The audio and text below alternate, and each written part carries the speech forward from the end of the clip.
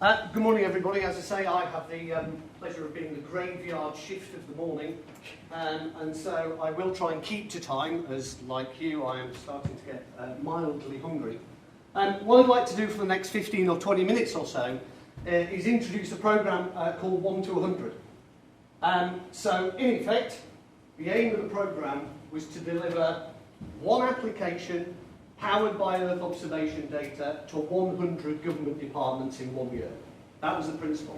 It did not specify what the app was, nor did it specify what the government departments were. And in fact, we slightly cheated, because as long as it added up to 100, nobody bothered. So whether we developed 2 apps for 50 bodies, or 4 apps for 25, the point was to actually outreach to those organisations who actually know what space is, and have actually got a feeling it could be useful, but have found it very challenging to engage. So the aim number 1, reduce those barriers to actual usage, to actually do it pragmatically. This is not about what the technology can do, it's about what it can do for the right price, in the right way, delivering the right amount of value. The other key thing is to actually try and deliver answers, not more data. And finally, that rather than be prescriptive, find the problem and then try and fix it, we'd actually outreach to those government departments and public sector arenas to find out what they need and what they're interested in, and then try and find a solution to it. So, what was the challenge? Well, the first challenge is the data side. And to put it into context, it's bad enough now. I tried desperately, as an alleged EO specialist, to get one image of my beloved Halifax in West Yorkshire. It took me 4 hours to try to get one image off one supplier, and almost pretty much failed miserably. It's really challenging now, but it's going to get worse. If I put it in context, if I take my 13-year-old son out into the garden, give him a squeezy water bottle, open my mouth, stand him half a metre away, and he tries to get water into my mouth with a wry smile, imagine the evil grin when he gets the hose pipe, stands 5 centimetres away and does the same trick. The actual physical flow of water is exactly what's going to happen over the next 2 years in terms of available data from Earth observation sources. Not just open source, but commercial. Not just very high res, but medium res, synthetic aperture radar. It's a nightmare just to keep up. But the opportunity is absolutely huge. The second challenge you've got is once you've got the data, it's pretty, and for a lot of applications, just looking at it will give you value, but you need to exploit it, and usually that means you have to buy nasty software from nasty companies like us. And they come with nasty maintenance contracts, and nasty technical people who cost nasty amounts of money, and of course the nasty trading that goes with it. Now for some organisations within public sector and commercial, that will always be the model. You need your Swiss Army toolkit to explore data and work through it. But for many, that upfront capital investment is just an absolute nightmare when you're not quite sure what you're going to get out the far end. And the final problem is it usually generated more data, which required another system to put it into to do some more processing to actually get an answer out the far end. So the solution was this. Can you get to a point where the content is easily accessible? Can you create a workflow? Let's put in your area of interest, your boundary of your city, connect it to the data and ask the system to monitor those data layers for updates. And when it finds an update, it actually knows it's there and goes and grabs it. Can you create a little analytics engine which actually then processes the data according to a rule set that you or a third party provide? And finally, can it give you what you want in a form that's easy to consume? So the outcome was actually get those connectors to data sets, create a little flow line that allows you to build your analytics engine, your maths, your simple series of logical questions over what you're hunting for, and then present it either as a web browser or maybe just an email which says, don't worry, nothing's changed, get on with your day job. Because actually that can be quite a valuable deliverable. So what I'd like to do is take you through a few examples. Now, at this point, I realised that the UK Space Agency, as usual, was quite mean to me. If they hadn't asked me to send the PowerPoint beforehand, and I was using my own laptop, I would have sat down there 45 minutes ago and cunningly written air quality up here because actually this is about monitoring green space, but not just of an individual city, but the entirety of the UK. For a number of reasons, looking at that environmental side, but also things like illegal build, environmental damage, sustainable growth. So what we did is we consumed open source imagery, Landsat, Sentinel-2. We connected the analytics engine to it that monitored for changes in green space. And then we built a front end. And the front end looks like this. This is one example for Warwickshire, where the client can just go online, type in their password, and be faced with information about key individual towns and cities, and it allows them to interact to look for change over time. Historical, to see what the pattern has been to date. But then the key thing is, tomorrow there'll be another image, but the system's intelligent. It's monitoring it, it sees the new image, realises it's London, decides it's not interesting, and just sits and does nothing. But the following day, there's new imagery of Warwickshire, grabs it, consumes it, processes it, updates the statistics, sends an email to the user saying, I've got new information for you, and then the user can actually just go in and try and understand what that change may be. And the interface itself has got widgets, information, business information, portrayed in a way that actually makes sense to the end user. If you want an image, you can have one. But if you don't bother. So whether you want those widgets, or in a similar example book for Milton Keynes, different widgets showing change over time, or a ratio between the two, or allow you to say what are the areas between X and Y and actually visualise those, and at the top try to get some concept of statistics, that's entirely up to you. The other key thing is no matter what you do as far as certainly looking at the public sector in the UK is, put it in context with data that people are used to. So in this case, we've been heavily involved with the Ordnance Survey, making sure either we're using their open data to use Portrayal, or other data which is already available to the public sector to give it context. In this case, looking at flood risk and actually creating a baseline, and then can you use satellite data to update and monitor that over a period of time, looking at cropping change, not just from the agricultural perspective, but the physical amount of bare soil that's at any one particular time, which may affect your flooding further down the line. Once the concept is there, and once we had a chance to explain it and show a few demonstrators to various public bodies, we were very much game on over the last few months. So what we've been able to do is actually start generating a whole raft of pilot-type applications. Renewable energy siting, incident analysing, civilian search and rescue, illegal extension creation in urban areas, coastline change,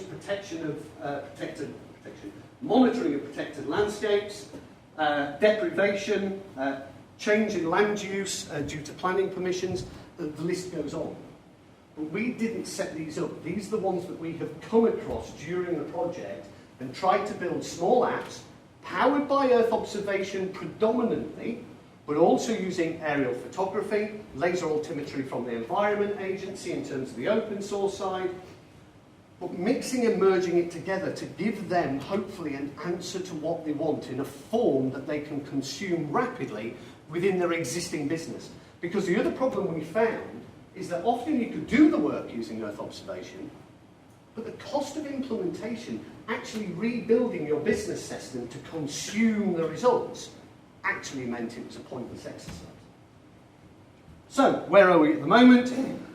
We have contacts with 160 public sector bodies, and about 70 are actually progressing. We've delivered quite a number of initial applications. We're getting feedback back from those, which allows us to then develop and try another one, try a different approach, or evolve the application in a different way. There is an ongoing broadening towards the national government side, and this gives you some sort of split. Apologies for the writing at the back. But in effect, city, borough, district, county councils, emergency services, national parks, national government, and national government bodies with an international remit. All are starting to find interesting applications if you can provide it in a way that they can consume, make sense of, and actually move forward. So, benefits to the end users? Well, the traditional model is you go and find your data, you go and buy the software, you get the people in, and you know what, honest governor, it'll produce value and everything will be great in a year or two's time. That's not the case. If you can connect the content and monitor it for change, if you can use the power of the cloud, let's face it, and hands up here, who knows, just a matter of interest, that the Landsat data put free on Amazon Web Services has just passed the 1 billion hit mark. It's free data. Even Amazon are gobsmacked. They're picking the bill up for it. But they've also got greedy eyes on it, looking at it and going, hold on a minute, have we just come across something which is a mass market we didn't even realise existed? Pricing. The ability to do things in a revenue share or per hit or per application or per use basis, and actually providing answers rather than more data. In terms of the business models, the key thing, it's got to be cost effective. No matter what you do, no matter what you can technically do with Earth observation, if it doesn't hit the budgets that you've got, it's a pointless exercise. Pay per use. Often public sector bodies know what the cost of what they're doing is at the minute, and if they can pin to the ground with nails the exact cost of how they're going to do it in the future, the cross-comparison means that the business case becomes a lot clearer. It allows you, and this is coming off the back of Lawrence, absolutely, it allows you to do two things for the price of one. So whilst you're monitoring Milton Keynes for loss of green space, you're actually monitoring the protected landscapes in and around it for its change. All at the same time, why don't you do the watershed upstream? Oh, and at the same time, why don't you look at legal build? Same data, different processes, different outcomes. What a fantastic way of saving money. Link it to live data. What you're not doing is having to go back and spend the same amount of money each time, especially when 99% of the time you're finding nothing. Because everyone has to monitor the world for change, but 9 times out of 10, nothing's changed. But it's the same cost as finding something. If it does half the work for you, and actually sends you emails going, nothing's changed, that can save you a huge amount of money. This is a platform. This is not an answer. This is a platform looking for partners, commercial or government or others, who are looking to realise their expertise, their data layers, their knowledge, their understanding, and actually look at it as a revenue share model. Little or no capital investment, with the whole principle being is going into business with a common aim and a common outcome, looking to provide a solution, and then we all reap the benefits from there. And what we found once we've got it going is the potential for export is huge. We've already repurposed our lovely little green space monitor in Milton Keynes, looking for expansion of illegal build in Johannesburg. Completely different problem, completely different scale, but the principles of the data and the principles of the analytics are very, very similar. Next steps. Clearly looking at the current applications and taking them that little bit further. Clearly looking at new applications and where they're going to go. And then clearly looking for those economies of scale. To put it in context, the first basic pilot for Milton Keynes, just looking at change around the city, and I'm not talking about exact change, it's indicators, took about 2 to 3 days. About 4 weeks ago, we did 126 local authorities in about 22 minutes. Because once the system's running, it's then live. And then when the next Sentinel image comes in, when the next other data layer comes in, it wakes up, it checks which local authorities are actually affected, it does the analytics, changes the results, and sends 17 emails out notifying those local authorities that new information, not data, information is available that may affect their policies going forward. Conclusions? All right. I've been working with government for a reasonable length of time, not within, always outside from commercial. The appetite is huge. Absolutely monstrous. And the interest in innovation, I've not seen anything like this in the last 20 years or so. Those local authorities, those government bodies, genuinely interested in trying to understand the opportunity to change and actually develop the way they're working. They're working knowledge of the possible is good, the cloud is good, the way technology, and they want to embrace it. The key is to bridge that gap between what's possible in terms of what you really can do with imagery and what is genuinely achievable. Yeah, in the right time, to the right people, and predominantly for the right person. Thank you very much. hopefully that stuck to time. And